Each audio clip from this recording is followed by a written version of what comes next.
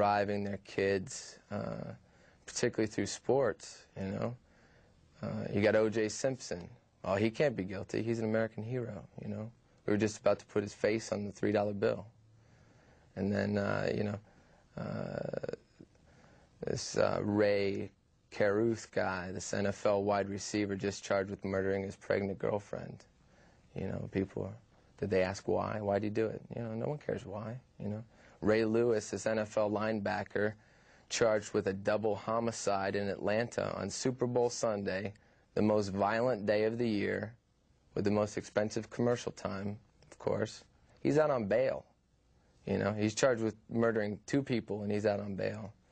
You know, you got Charles Manson sitting in prison for conspiracy, sentenced to death, and you got this other guy walking the streets because he's a sports hero. One story that really struck me and got me thinking about this was a few years ago. There was this teenage punk rocker kid who was run down in an IHOP parking lot by a white jock and his girlfriend in Dad's Cadillac. And this boy died because he looked different, and he was run down by a drunk piece of shit that hated him and had always picked on him.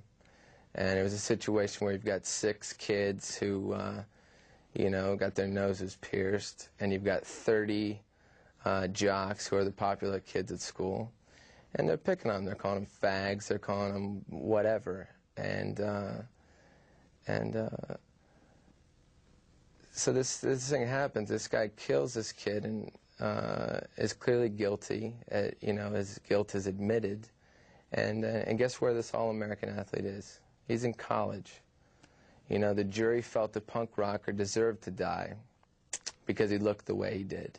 And not only was he killed, but then in the trial, he was killed again because they, you know, criticized his lifestyle because he didn't, you know, wear a Tommy Hilfiger shirt and khaki pants, you know. And then the killer was even applauded at graduation because he was a football star. The American dream, strong, normal. He never spent a day in prison. So who do we blame? You know, everybody wants to say, you know, too much violence today, you know.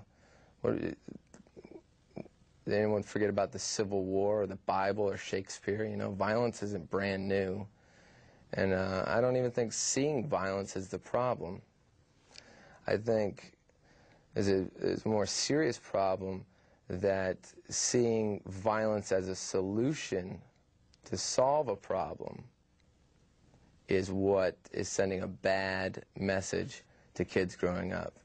You know, even going back to a Western, the hero kills the villain, saves the day. Children grew up in World War II, and they learned that total violence was the answer. And I think that that's where, you know, a dying culture began, and a dying culture kills everything that it touches. You know, so these kids grew up learning this. They pass these values down with pride. We won the war, but, you know, damn that Hitler, genocide and all those terrible things he did. You know, forget if, you know, we dropped the bomb, but that's different. You know, we're Americans and we believe in God. So that's where they kind of create what I like to call the God Band-Aid. You know, that's when you got a problem. You stick the God Band-Aid on, you know. My record's dirty and violent, and but I just won a Grammy. So, you know, I want to thank God. Or, you know, well, someone just killed my daughter. And they're like, oh, well, it's okay. She's with God now. Oh, okay. Or, you know, you killed somebody. But I believe in God now, so, you know, it's okay. Then all the other people with the God Band-Aids see that. And they go, oh, he's like us. He's okay. Let's let him go. You know, so bad parents make bad kids. You know, that's the way I look at it. That's why I asked the question. You know, I put this up on my website. I said, is adult entertainment killing our children, or is killing our children entertaining adults? And I think that's kind of the question we got to ask ourselves today.